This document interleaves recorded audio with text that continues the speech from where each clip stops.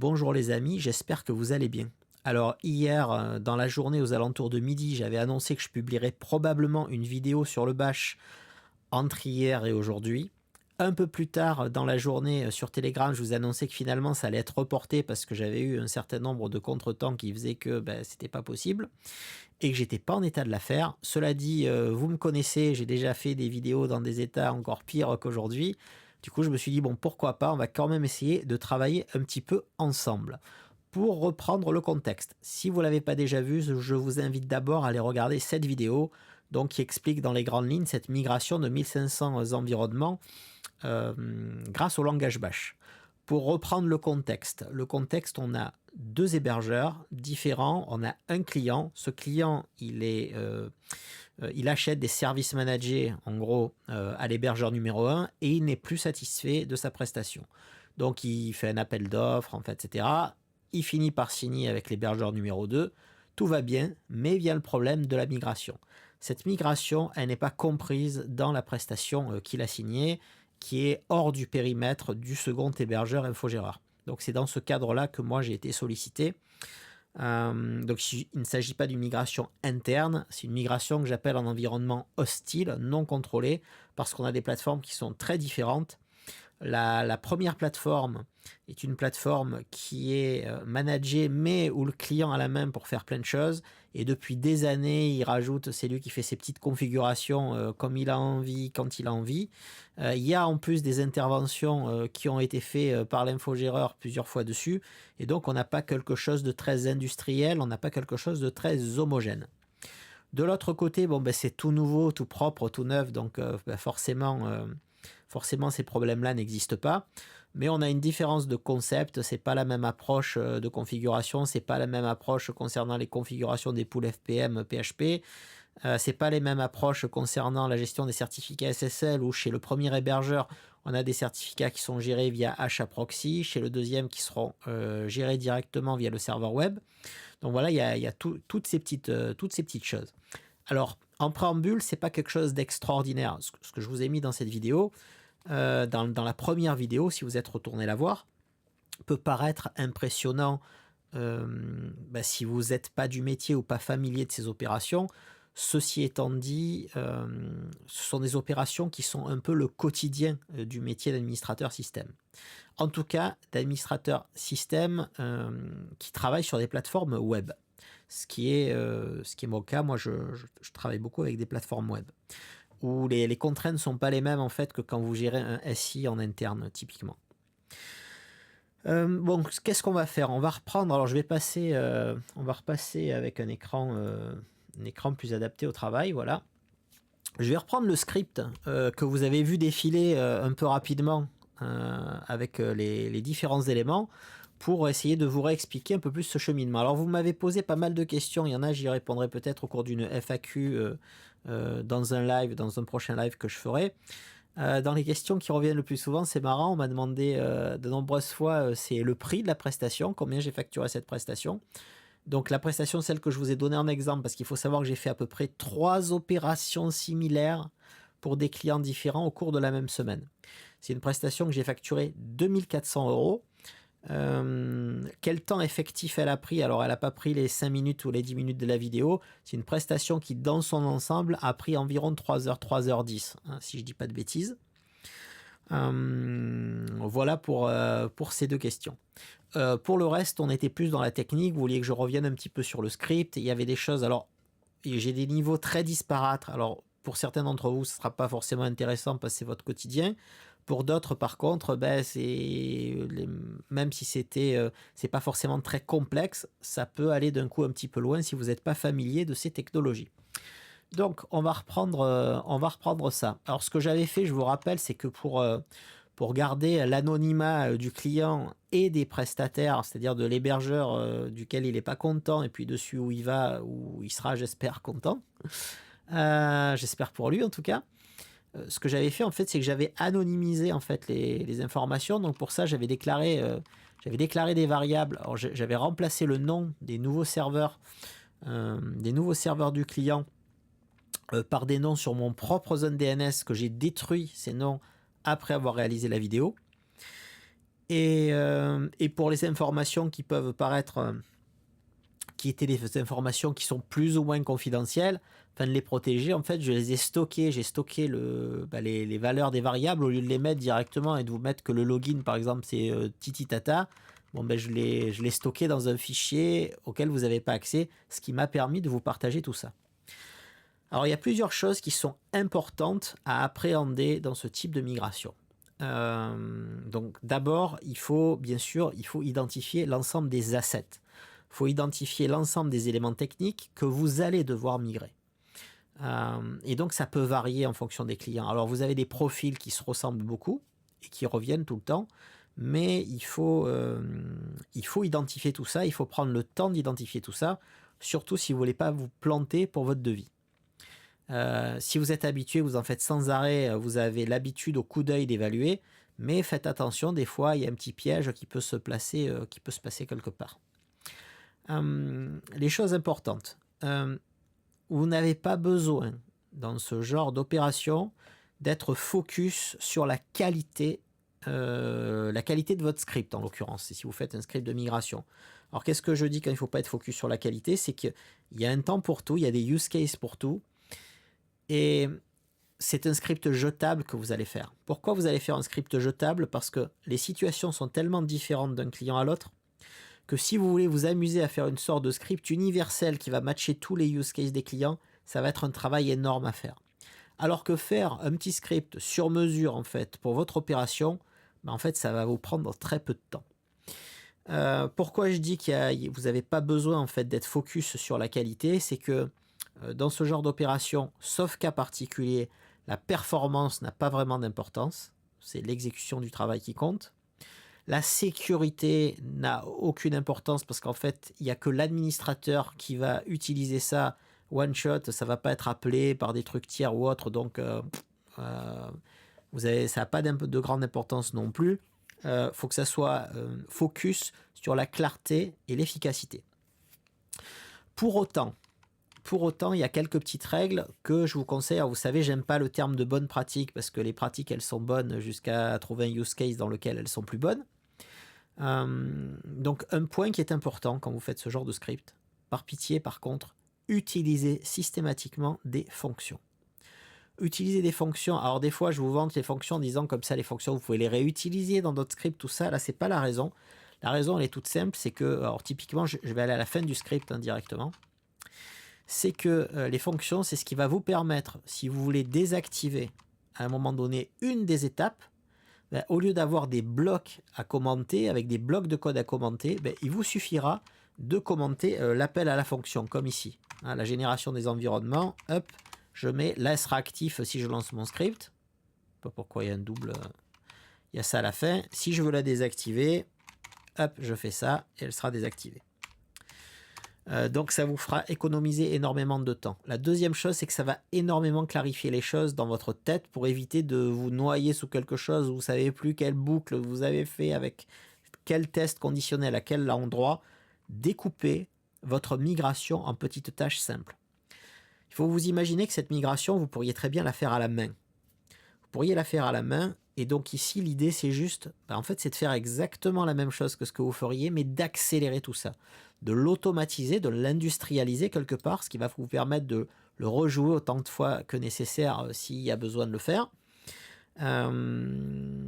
Et du coup, d'éviter surtout l'erreur de manipulation, parce que si vous faites une migration, par exemple, à 3 heures du matin, dans des conditions comme les conditions dans lesquelles je suis en train de faire cette vidéo, vous êtes plus susceptible en fait de faire une erreur de manipulation, même en faisant un déroulé de copier-coller de commandes.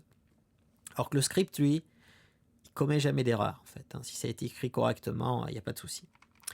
Donc je reprends l'idée de ce script. Alors bon, j'ai une petite fonction qui est juste, que j'ai l'habitude souvent de faire quelque chose comme ça, pour me donner une idée du temps écoulé par chacune des étapes. C'est ce qui me permet en fait de dire après au client, bon voilà, au moment où on va lancer les opérations, voilà approximativement le temps que ça va prendre. Et donc en fonction, si on est sur une migration où le client il coupe le service, il coupe pas le service, il est disponible, il n'est pas disponible, il y a des modifications à faire côté client ou pas, enfin il y a plein de petites choses qui peuvent rentrer en compte. voilà, moi j'ai l'habitude de faire ça, j'ai pas besoin d'un truc très précis, donc j'utilise pas time ou autre, hein, une simple valeur en secondes.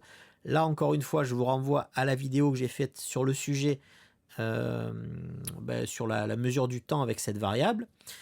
Ça va nous permettre d'avoir une idée et de dire au client, bon ok, ça va faire dans 10 minutes, ça va prendre 5 heures, enfin peu importe.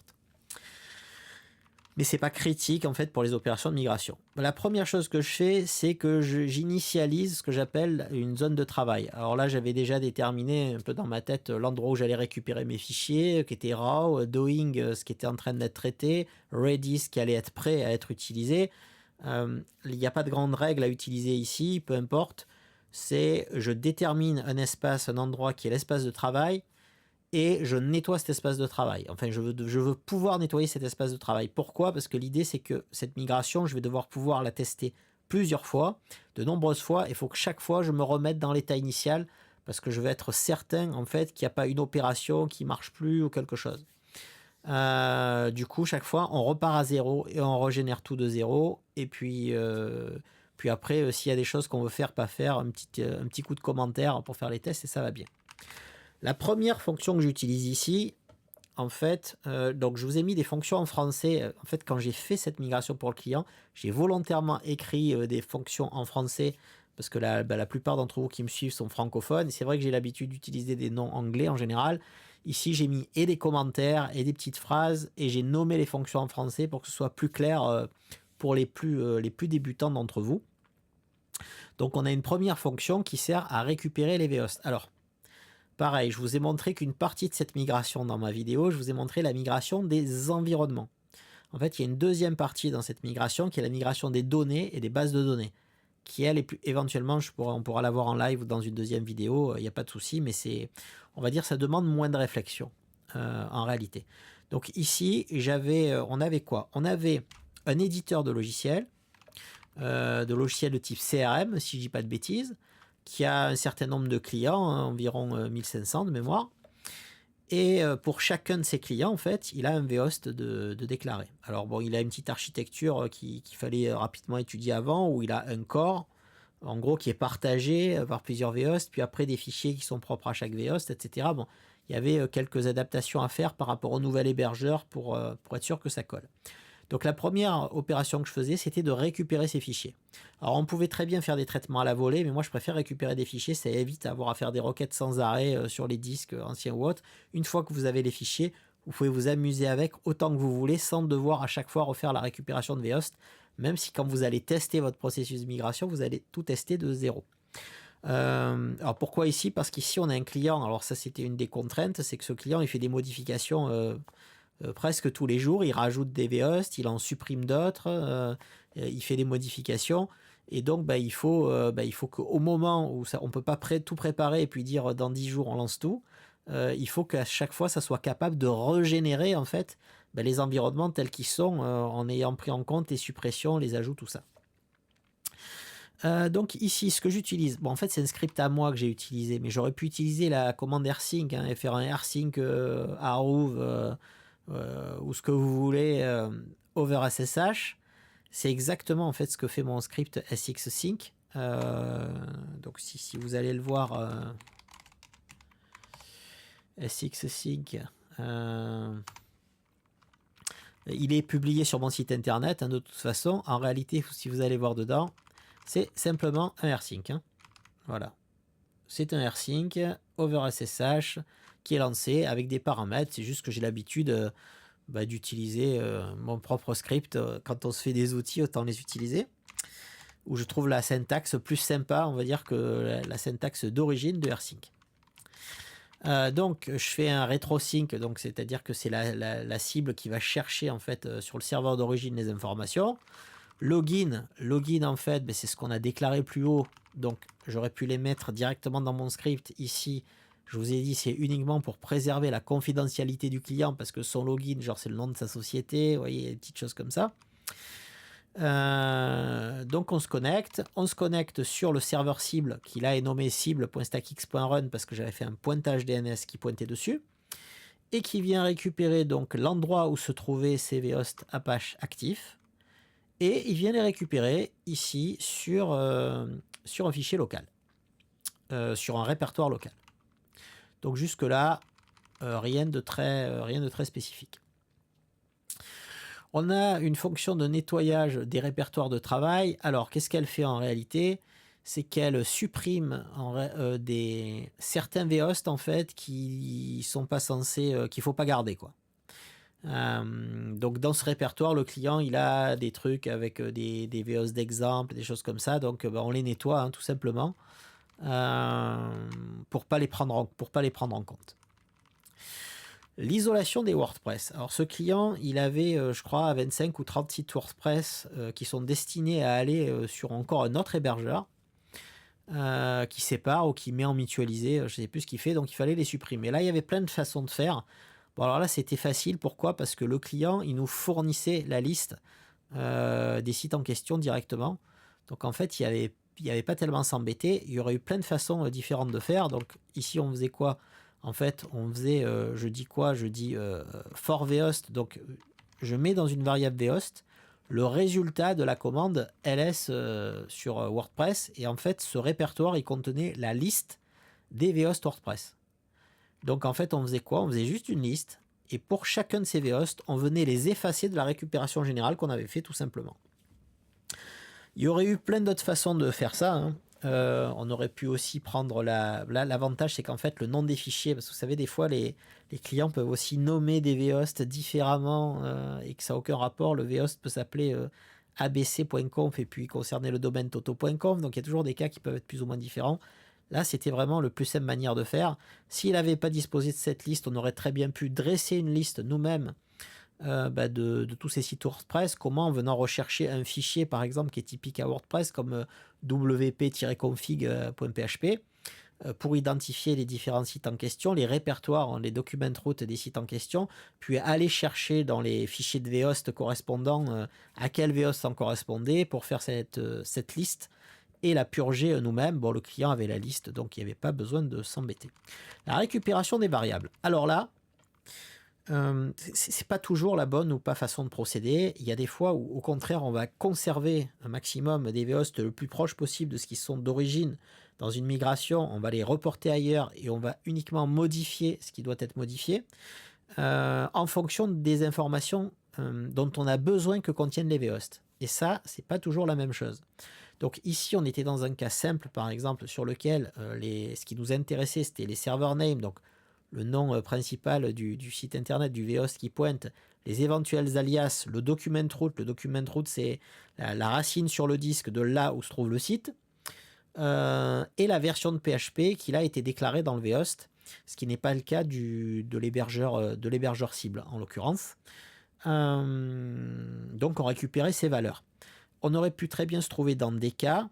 Donc ça fait partie un peu de la phase d'analyse qui est avant. Alors quand vous faites une phase d'analyse, soit le client il dispose déjà de toutes les informations, soit il les a pas et vous devez partir à la pêche à l'info. Cela dit, ce que je vous conseille toujours, c'est de jeter quand même un petit coup d'œil par vous-même, histoire de voir si c'est pas fourvoyé quelque part.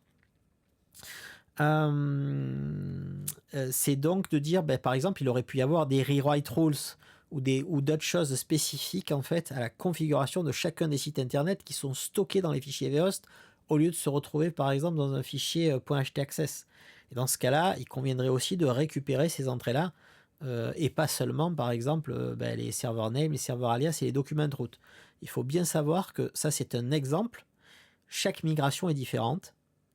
Bon, à part si d'un coup vous traitez un lot de migration du même hébergeur vers un autre hébergeur et puis que tout est similaire, mais sinon vous allez tout le temps être confronté à des choses différentes. Et quand c'est le client qui travaillait lui ou qui payait un indépendant pour faire le boulot, voire où plusieurs prestataires successifs ont été là et puis chacun ont fait leur tambouille différente, vous arrivez vite à des situations qui peuvent être assez complexes. Donc ici, en fait, il y a rien de magique. Il y en a qui vont écrire ouh là là, là rien que l'expression régulière. En fait, j'utilise pas d'expression régulière si vous regardez bien. C'est peut-être le SED qui vous a fait penser ça quand je supprime les tabulations, tout ça. Mais en fait, il n'y a rien de très violent. Alors, comment je fais pour arriver pour faire ça? En fait, je tape pas tout ça d'un coup de tête en me disant hop, c'est comme ça que je fais. En fait, vous pouvez procéder simplement.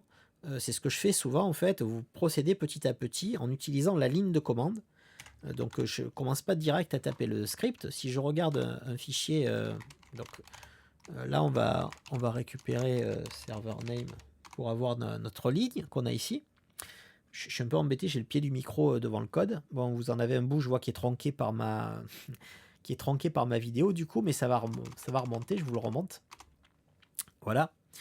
Donc ici on a un vhost d'exemple, baligosoft.com. En fait, il est là le vhost. Ça, c'était le fichier traité qu'on a vu juste au-dessus. Et donc, voilà comment se présentait un virtual host en question. Et donc, il y avait... Bon, il y en a qui sont des fois plus ou moins propres. Les petits problèmes qu'on peut voir quand on peut pas les récupérer tels quels, parce qu'il y a des cas où on les récupère tels quels et puis on vient juste modifier ce qu'on veut modifier. Par exemple, on va récupérer le vhost et puis on va juste modifier le document root et le directory. Donc, on va juste venir remplacer des valeurs dans le vhost. Bon, là, c'était un peu différent. Il y avait une grosse différence entre les deux hébergeurs. Donc, c'était plus simple de régénérer des confs toutes propres à partir des données initiales. Et donc, qu'est-ce qu'on se retrouve? On se retrouve dans des situations où, des fois, vous voyez, il y a deux espaces ou une tabulation, un mélange d'espaces et de tabulation. Il peut y avoir des entrées qui sont commentées. Il peut y avoir des entrées qui commencent par un espace. Donc tout ça, c'est ce qui faisait partie de la phase d'audit sur les 3 heures un peu de temps que je vous dis. Il y a une grosse partie du temps quand même qui était destinée à voir comment étaient les choses. Et donc après, vous allez chercher, en fait, vous allez tester à la main pour savoir comment récupérer ce qui vous intéresse. Donc typiquement, quand on commence avec, par exemple, avec le grep, alors là, il y a le code.source. Le code, c'était, ici, c'était web user,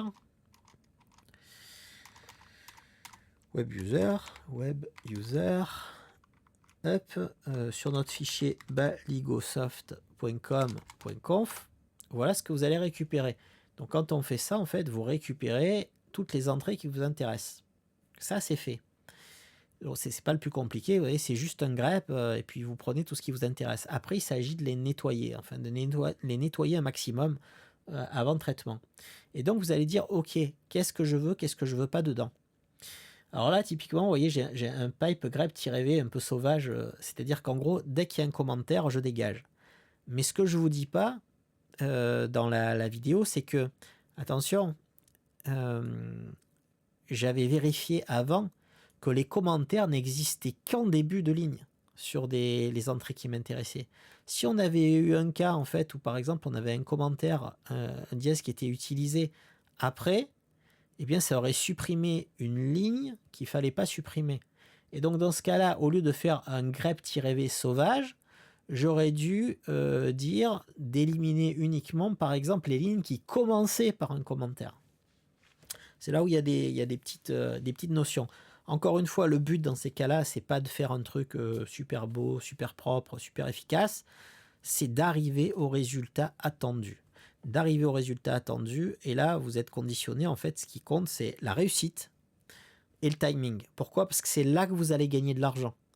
Alors clairement, je sais que pour certains d'entre vous, vous pouvez être salarié ou freelance, c'est différent, mais en fait, c'est la même chose. Si vous êtes plus efficace et plus rapide pour faire une tâche, ça va vous libérer du temps pour faire autre chose derrière. Donc le but, c'est quand même d'aller vite.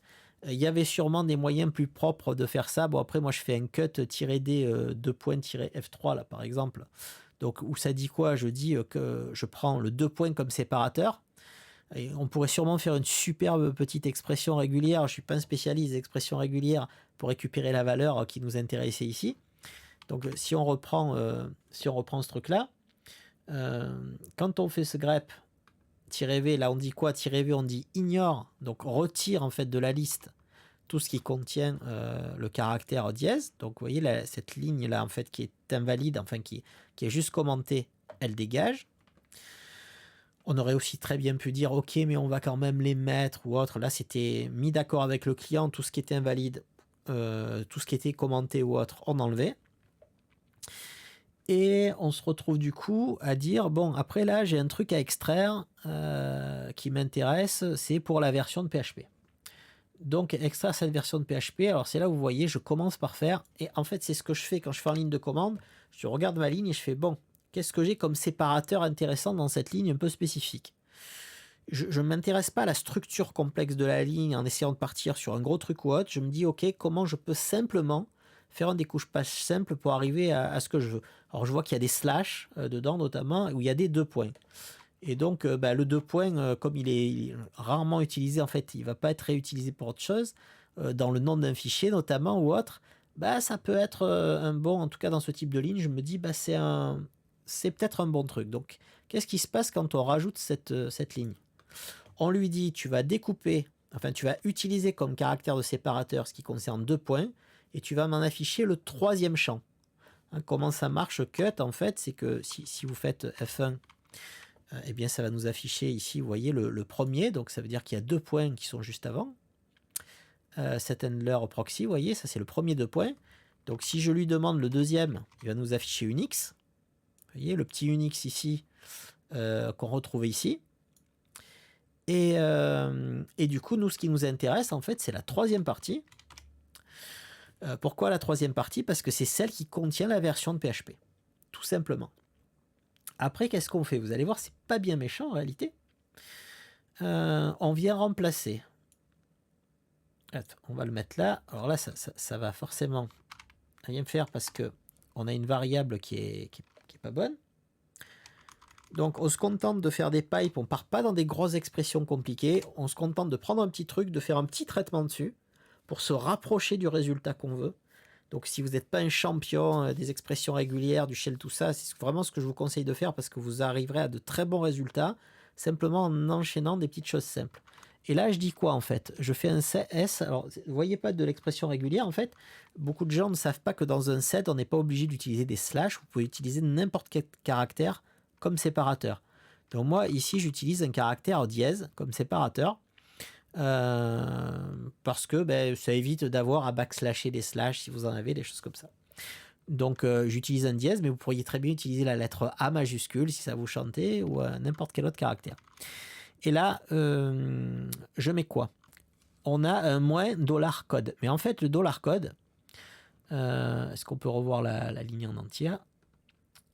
C'est, vous voyez, moins le tiret webuser. C'est lui. Vous voyez, c'est tiret webuser, ça, en fait. Donc, je pourrais remplacer par ça, tiret webuser.soc. Et là, on prend quoi? On dit remplace simplement la partie webuser.soc pipe fcgi, donc qu'on a ici, webuser-pipe cgi, par rien, tu l'effaces.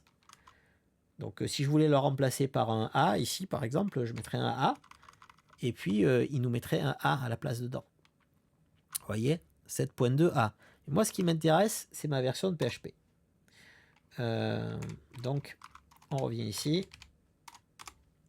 Et petit à petit, vous allez vous rapprocher en fait du résultat que vous voulez obtenir. Donc, ok, j'ai ma version de PHP, c'est pas mal.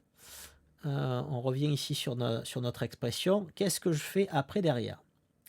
Alors, cette petite ligne, qu'est-ce qu'elle fait? Vous allez voir, en fait, elle n'est pas très compliquée. Elle vient rechercher.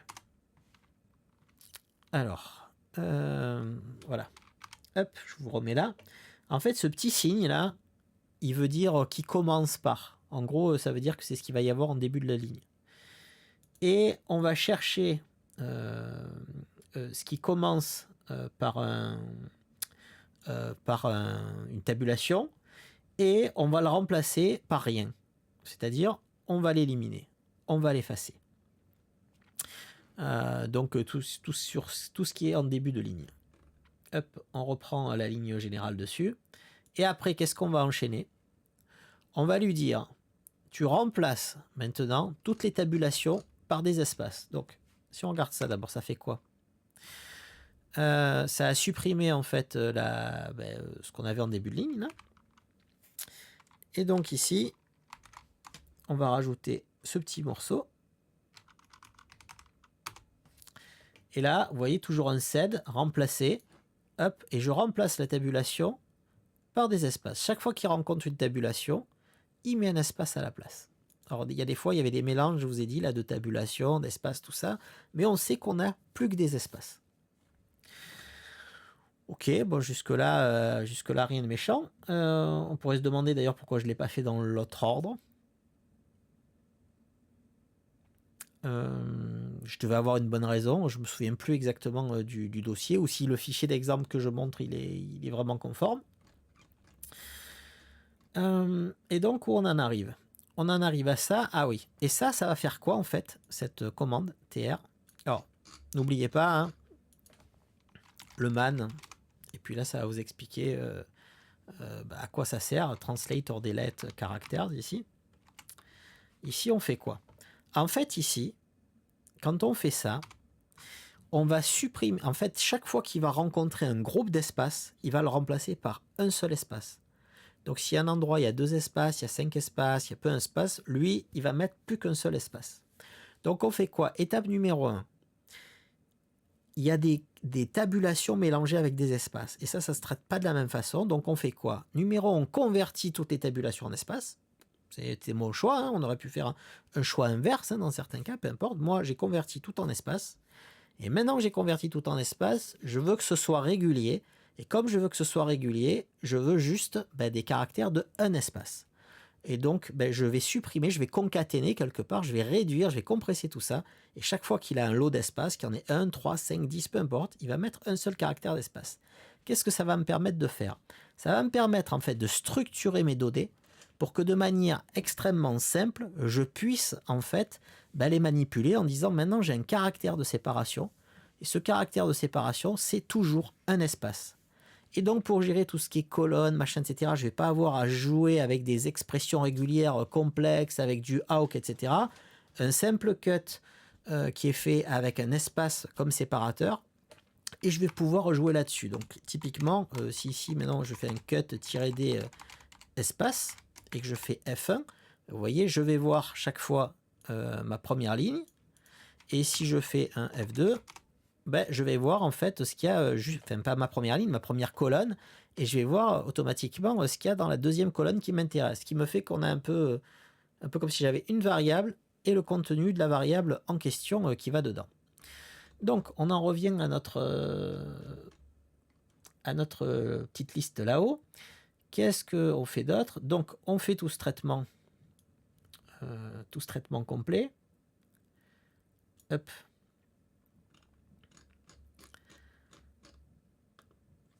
On fait tout ce traitement complet, mais là, il y a une petite chose qui ne va pas marcher, c'est... Attendez. C'est forcément que là, il n'a pas les variables en question, donc ces variables, en fait, il faudrait que je les renseigne ou que je vienne les remplacer directement ici. Donc, bon, on va pas s'embêter avec ça. Vous avez compris le principe, en fait. Et je fais quoi dans le script? On va retourner dans notre script maintenant. Et donc, qu'est-ce qu'on fait? On écrit le résultat, c'est-à-dire on écrit cette sortie, et on va venir écrire un fichier qui porte le même nom, le nom du vhost, directement, et j'enlève en même temps le fichier conf, c'est-à-dire c'est directement le nom du domaine. Pourquoi? Parce que ça me permet plus facilement de réutiliser la variable en question comme je veux. Là, il n'y a pas d'obligation non plus. C'est que c'était ce qui était le plus simple, le plus facile pour moi. Et donc, on obtient ce fichier ici, baligosoft.conf, qu'on voit ici. Eh bien, on va obtenir ça à la place. C'est-à-dire quelque chose qui contient uniquement ce qu'on souhaite. C'est-à-dire, encore que là, on ne devrait pas avoir lui. Dans mon exemple, mais on va obtenir exactement le résultat souhaité, c'est-à-dire toutes les entrées qu'on voulait. Donc là, il manque juste le grep-v que j'ai pas mis dans l'exemple. C'est qu'un fichier d'exemple, c'est pas un vrai fichier. Voilà. Et donc, on va obtenir exactement ce qu'on veut. Et à partir de ça, on a toutes les valeurs, toutes les variables dont on va avoir besoin pour le reste de notre traitement. On passe à la suite. J'ai une fonction qui s'appelle verify server alias. Alors, qu'est-ce qu'elle va faire? En fait, pour chacun de ces vhosts, on va venir tester si on va récupérer la valeur du serveur alias que vous avez vu juste dedans, juste avant. Et pour chacun, on va venir faire un host-t Ah, alors c'est quoi host? Host, ça vous permet de faire une requête DNS. Attendez, on va faire un set mouse égal, voilà. Vous allez comprendre très très vite à quoi ça sert. Donc la commande de host, elle vous permet donc ici, au lieu du serveur alias, on va avoir par exemple baligosoft, baligosoft.com. Hop, ici. Et voilà ce qu'on a en résultat. Je vais prendre un domaine qui existe, comme scalarx.com. Et là, par exemple, j'ai pas de retour. Qu'est-ce qui se passe en vrai? Pour voir, il faut voir le retour d'une entrée host. Voilà ce qu'on a ici. Et si on faisait baligosoft.com, voilà ce qu'on a ici. En fait, ici, ça nous répond que le domaine n'existe pas.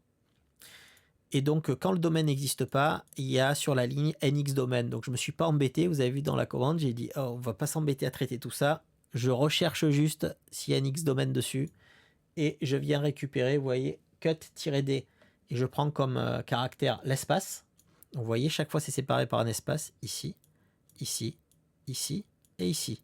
Donc ici, on a le premier espace. Donc ça, c'est le champ 1. Ici, on a notre deuxième espace. Il est ici. Ça, c'est le champ 2. Et donc, ça va nous donner le domaine qui pose problème, tout simplement. C'est pour ça que quand je fais avec le grep, comme ça, ben, on obtient ici, sur scalarx.com, rien du tout, parce que ce domaine, il existe et il pointe bien quelque part. Mais si je mets vers un nom qui n'existe pas, ben là, hop, ça me génère ma petite erreur derrière. Je sais que ça pointe pas au bon endroit, que ça pointe pas du tout, là, en l'occurrence. Et donc, ben, je vais récupérer la valeur en disant attention, il y a quelque chose qui ne va pas.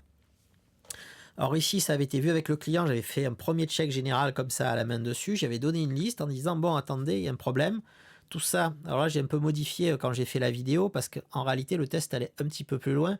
C'est que je venais vérifier si l'adresse IP sur laquelle elle pointait correspondait bien à l'adresse IP du client actuel. Et si ça pointait pas ailleurs aussi, mais c'était le même principe, il suffisait de faire un grep sur l'IP. Donc vous voyez, quand vous avez la sortie ici, ben, j'aurais fait un grep sur 91.134.229.15 pour vérifier que ça pointait au bon endroit. Et donc je fournis au client la liste en disant bon, ces domaines ils pointent pas au bon endroit, ça veut dire que quand on voudra générer le certificat SSL qui contiendra ces noms, ça va pas marcher.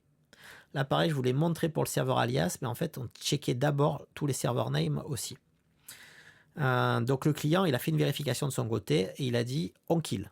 Donc lui il dit bon, je vais nettoyer de mon côté, mais j'ai fait bon, est-ce qu'on kill systématiquement? Il me dit oui, on kill systématiquement. Donc pour être sûr que si lui commet une erreur ou autre, je fais quoi? Je génère cette liste du coup et je mets ça dans un fichier que j'appelle todelete.conf. Ça va contenir la liste des noms de domaine à supprimer. Et après j'ai une petite fonction de nettoyage, donc toujours pareil, je supprime, je sépare en fonction, qui n'est pas très bien écrite d'ailleurs et pas très bien optimisée, mais elle fait le boulot. Pourquoi? Encore une fois, quand on est dans ces moments-là, c'est la vitesse qui compte. Et j'aurais sûrement pu faire quelque chose de beaucoup plus propre, parce que là, je parse l'intégralité des domaines au lieu de venir nettoyer que les domaines concernés. Bon, l'impact, il est en secondes, il n'avait pas d'importance pour moi. Et encore une fois, ben, dans ces cas-là, perdre du temps pour faire propre ou plus pro n'a pas d'intérêt. On est dans un cadre d'intervention.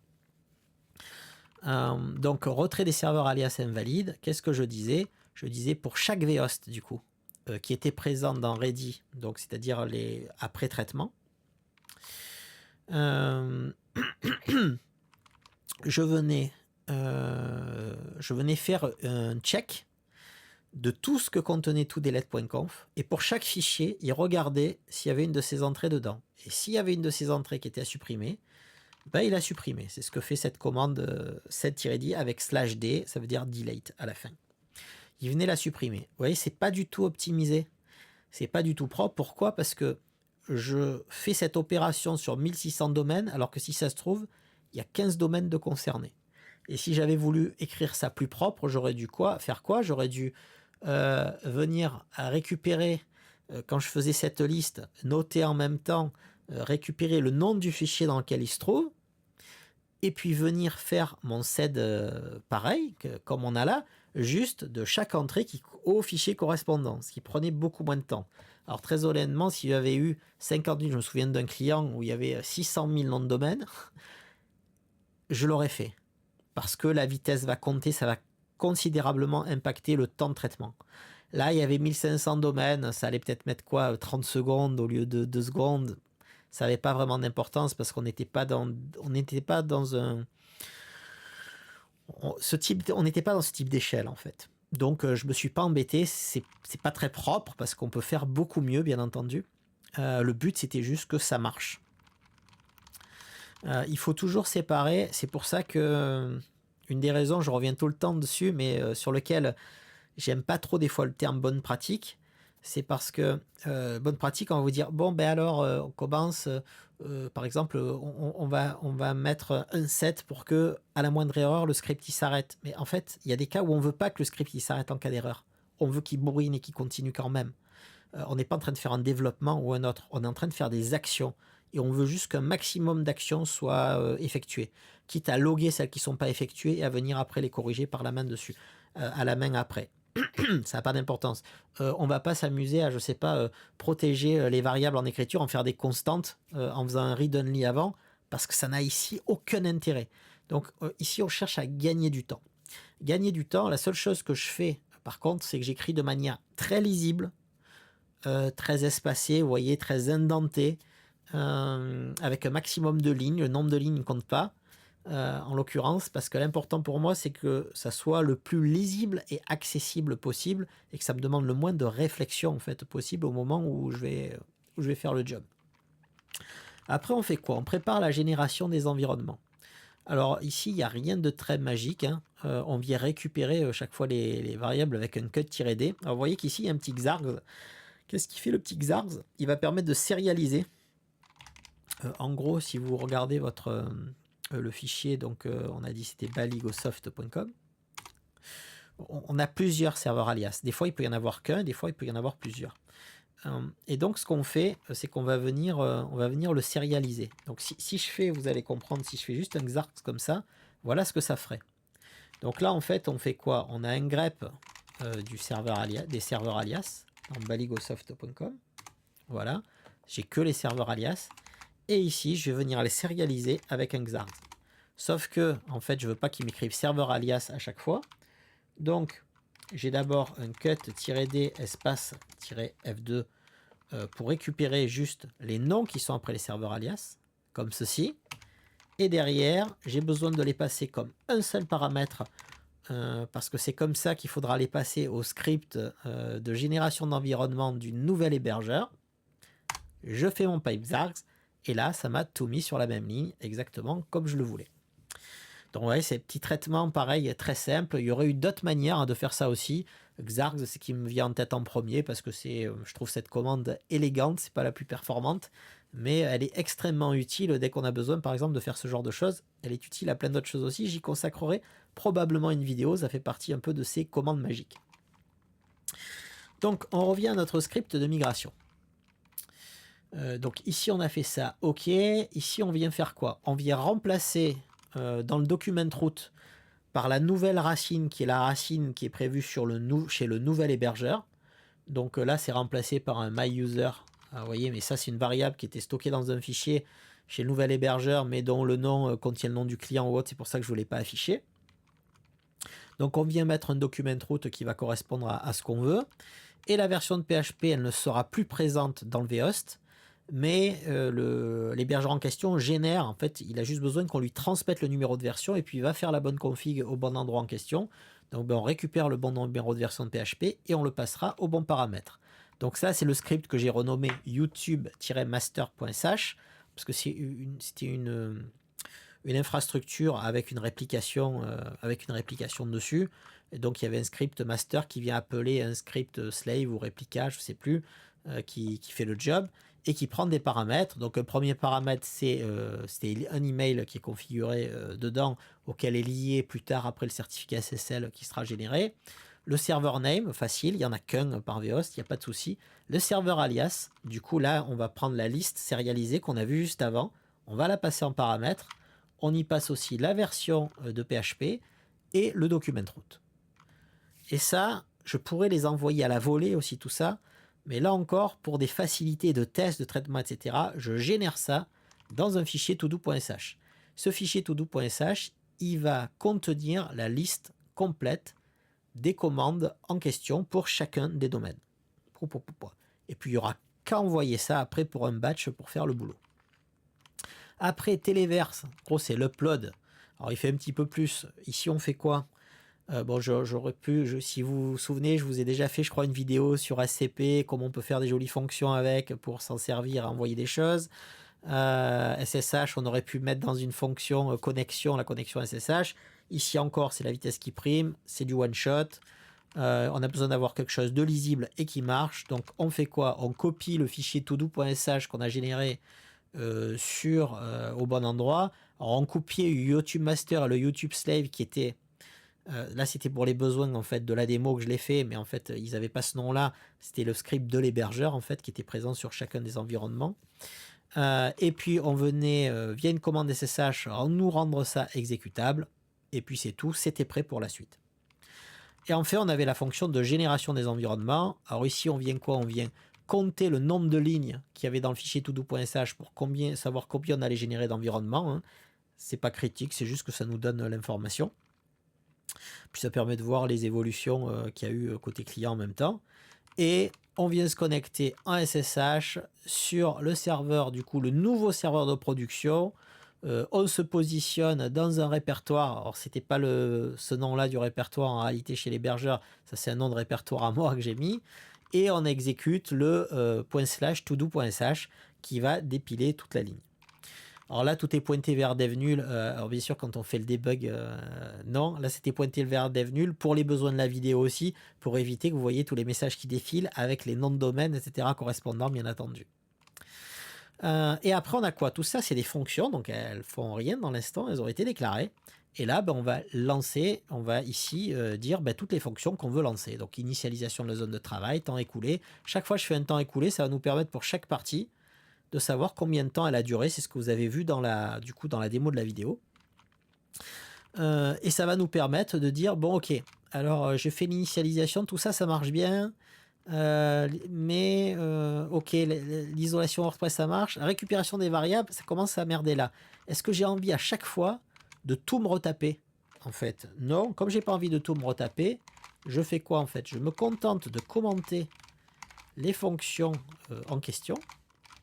Voilà. Et du coup, quand je vais lancer mon script, il va recommencer juste la récupération des variables. Donc, il ne va pas s'amuser à venir retélécharger les fichiers, etc. Il va pouvoir travailler en local sur ce que j'ai envie. Et petit à petit, je vais pouvoir corriger les bugs si j'en ai pour remonter en me disant, bon, ok, j'ai un problème, c'est juste le nettoyage des serveurs alias, il ne marche pas bien. Donc, on sait que jusque-là, par exemple, on est bon, on va récupérer et on va juste déclarer ce qu'on veut. C'est pour ça, faites des fonctions, par pitié. De manière générale, si vous faites un script qui fait plus de 3 lignes, faites des fonctions. Que ça soit pour les réutiliser ou pas pour les réutiliser, vous allez gagner énormément en clarté, en lisibilité, en découpant en petites parties sur lesquelles vous allez pouvoir revenir très facilement. Si vous avez des lots de fonctions, vous allez pouvoir les isoler dans un autre fichier après, si ça vous embête parce que vous avez un script trop gros à lire, etc. Franchement, vous ne privez pas de faire des fonctions, c'est très simple. Je reviendrai peut-être dans une vidéo sur les fonctions si vous voulez, mais c'est juste génial.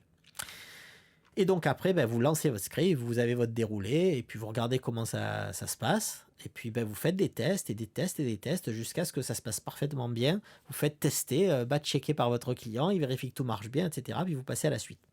Alors il y a une autre partie qui n'est pas dans ce script, ça fait déjà 48 minutes que j'enregistre. Waouh! Je pensais pas... Je pensais pas que je serais encore en état. Je vois aux yeux que j'ai l'air fatigué malgré tout. Il y a une autre partie, mais après l'autre partie est plus simple. L'autre partie est plus simple parce qu'ici, donc, on a tout ça va générer tous les environnements. Et la partie après va être la migration des environnements. Alors, je vous en ferai une petite vidéo sur une migration d'environnement, parce que ça, j'en fais vraiment très, très, très, très régulièrement. Je pourrais même le faire sur un serveur à moi en le faisant. Et comme ça, je pourrais vraiment tout vous montrer avec des domaines à moi, pourquoi pas. En vous faisant, non pas comme quand je le fais à la mano, mais pour vous faire, voilà, en environnement, quand il y en a 1500 et tout, voilà comment on fait. En tout cas, voilà comment je fais. Et c'est assez simple en fait, hein. D'un côté, en fait, il faut juste bien identifier, ok, la source elle est là, la destination elle est là, c'est une chose. Ma base source de données, par exemple, elle est là, ma base destination elle est là. Et après, il peut y avoir des cas un peu plus complexes en fonction de si c'est de votre responsabilité ou de celle du client que va consister à aller, par exemple, changer les logins mots de passe de la base de données MariaDB dans le fichier de configuration du client. Alors moi, il y a des clients pour qui je fais ça parce que je fais beaucoup de prestats en fait, hein. Pas des choses qui sont forcément sur mes propres infrastructures, qui sont aussi sur les infrastructures des autres. Et donc, en fait, on a cette correspondance. Et cette correspondance, on peut venir s'amuser à la changer. Donc, aller changer après les répertoires, etc., dans les fichiers de configuration à chaque fois qu'on va générer une synchronisation. Changer les logins, passes, etc., de base de données à chaque fois qu'on va générer cette synchronisation. Et on peut s'amuser comme ça à avoir le futur serveur qui est quasiment synchrone avec l'ancien pour qu'il puisse tester au fur et à mesure du temps et des évolutions jusqu'au jour où il décide vraiment de manière effective de faire sa migration. Voilà pour les grandes lignes, on pourrait y revenir dans un live si vous voulez ou sur certaines parties dans des vidéos dédiées. Je pense que je vais vous laisser, il est quelle heure là? Il est 1h42 du matin pour moi. C'est plutôt pas mal ce qu'on a fait. J'espère que vous y verrez un peu plus clair sur certaines choses. N'hésitez pas à me poser des questions en commentaire s'il y a des choses qui vous tracassent ou si vous avez des remarques ou autres, vous gênez pas. Vous savez que vous pouvez me contacter sur Telegram. Le meilleur moyen de me suivre, c'est mon canal Telegram. C'est là où je poste tout. D'ailleurs, cette vidéo sera postée comme d'autres vidéos en exclusivité, en tout cas pour son premier post à mes abonnés Telegram, et elle sera disponible après en public sur YouTube pour tout le monde dans un second temps. Donc l'abonnement est gratuit, il y a juste à rejoindre le canal en question. Voilà, je vous souhaite à tous et à toutes une excellente soirée et je vous dis à très bientôt. Ciao.